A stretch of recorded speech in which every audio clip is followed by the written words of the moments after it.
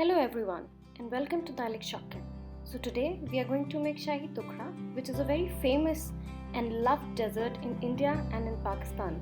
It actually dates back to Mughal Empire in India. So let's see what all ingredients are required. We require about 10 to 12 slices of white bread and about half a liter of oil to fry these bread slices. Full fat milk, about 1 liter. Condensed milk, sweetened, about 1 bowl. 12 to 14 green cardamom pods. Food coloring, orange color. Half a bowl peeled, sliced and dry roasted almonds. And about half a bowl of pistachios. Now let's see how to make the Indian bread pudding or Shahi Tukre. So first of all, we are going to take some white bread and you need to cut all the edges from the white bread. It is required because it doesn't taste good in the pudding. And you don't really need to throw all the breadcrumbs. You can dry it in the oven and make some very nice breadcrumbs for frying later on. After cutting the edges, you need to cut the bread in the desired shape. Or you can just leave it as is. It completely depends on you. So I am cutting my bread in triangular shapes and some in the rectangle shape.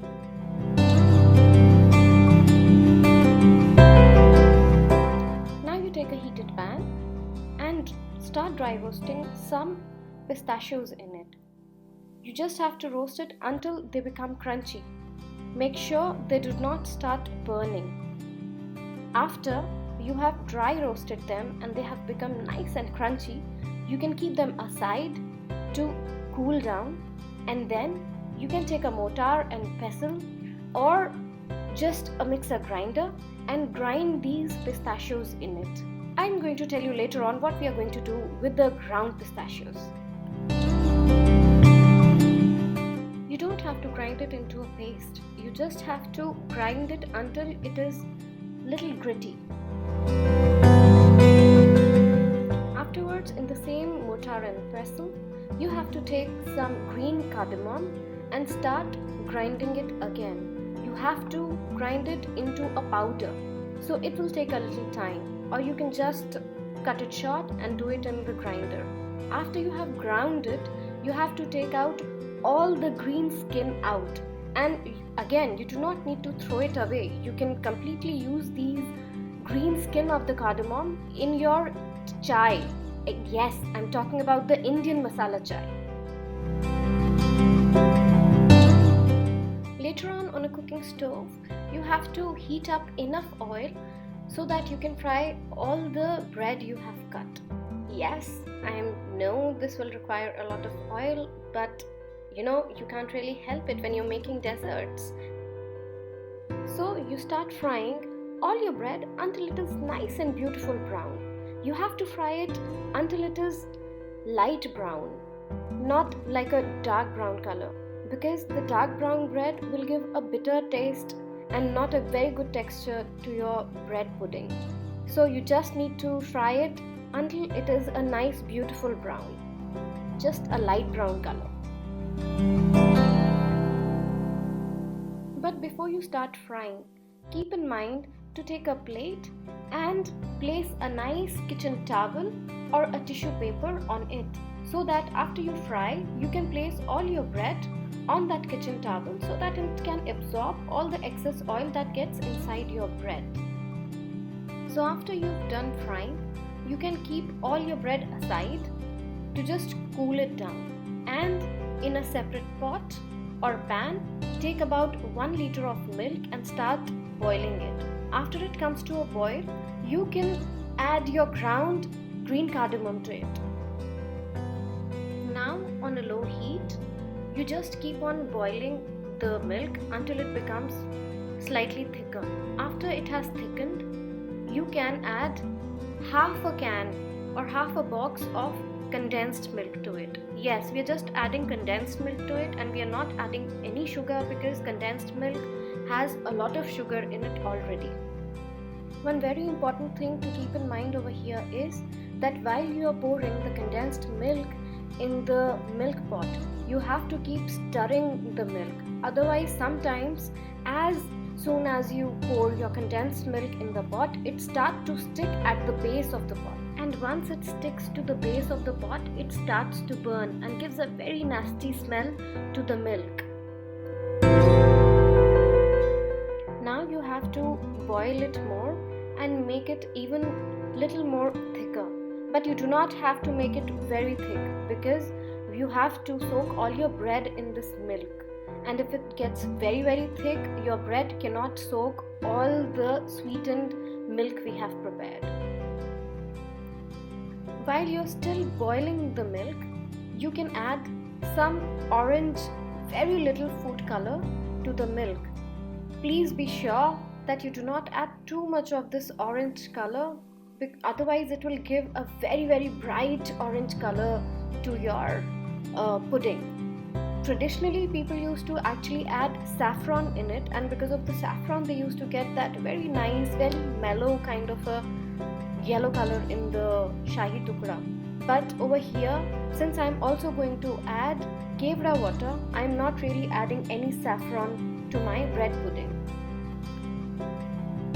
So after you have added color to your milk, now you can add some kevra water to it. Or if you do not have kevra water, you can add few drops of kevra essence. So here I am putting around 1 capful or 1 tablespoon of kevra water in it. Yes, 1 tablespoon of kevra water because I am making a little bigger quantity of my bread pudding because I am preparing it for a party at a friend's place. Be very careful with the kevra water or the kevra essence because you do not want the kevra essence smell or flavor to overpower the other flavors like green cardamom you have added to it, or the pistachios and almonds which you are going to add later on. So after the milk has become nice and thick, you can start adding the fried bread to it, and after it has soaked enough milk, you can start placing it in a pan or a pot. So since I am making it in the form of a pudding, I am going to layer it up. Traditionally people do not layer it up, but you will see that I am going to layer it up in the pot.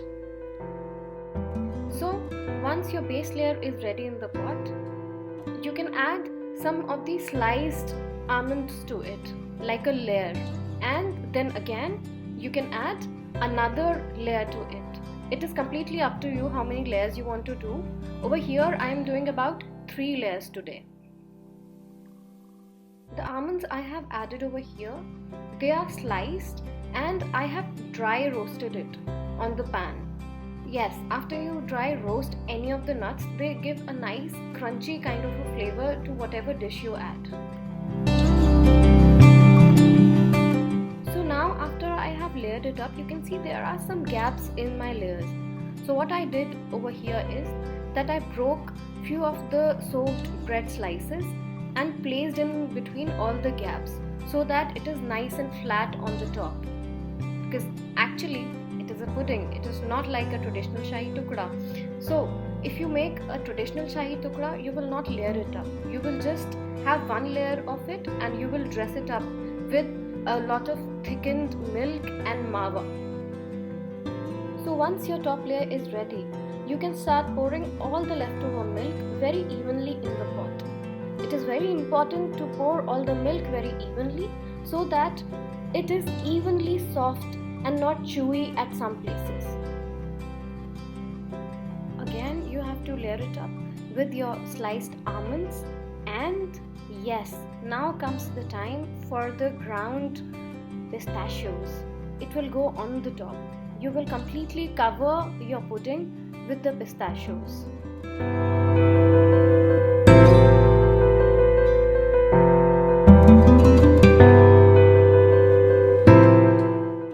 The garnishing, you can add some condensed milk on the top, like very little with the help of a spoon.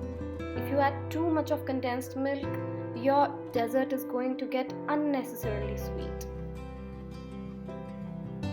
So everyone, our bread pudding is ready.